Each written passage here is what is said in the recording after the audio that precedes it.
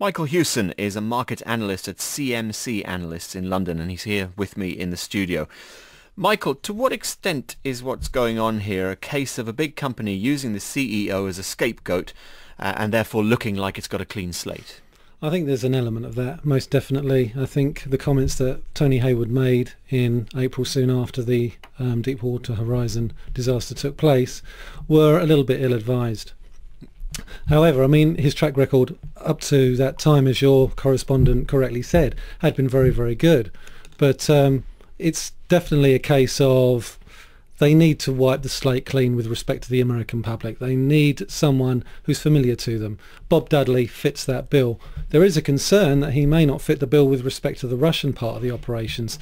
So that could be a problem further down the line.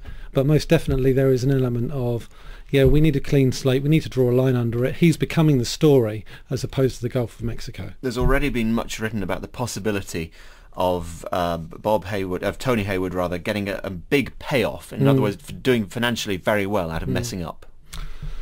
Well, that's the claim. Yeah, I mean, he's been there 28 years. So, I mean, what are you saying? I mean, is he not entitled to his, compensation package? There are other companies involved in this possibly disaster. Having presided over one of the biggest environmental disasters of recent times, the answer would be no. Well, yeah, I mean, yeah, he is the CEO. The buck stops with him. But can you ultimately hold him completely responsible? But the thing is, the buck doesn't stop with him, does it, if he gets paid vast amounts of money to leave?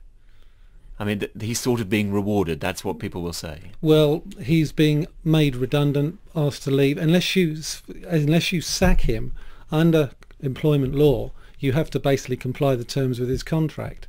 And even if you behave badly and are made redundant, you're still entitled to your employment rights in law, irrespective of the circumstances surrounding the departure.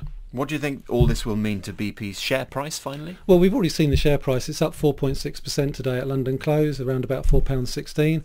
I think investors are sort of quite encouraged by it, but I don't think you'll be able to draw a line under the matter until such times as the well is capped. And I think that's really the underlying issue that BP need to deal with right now. Thank you very much, Michael Hewson. This is Europe Today.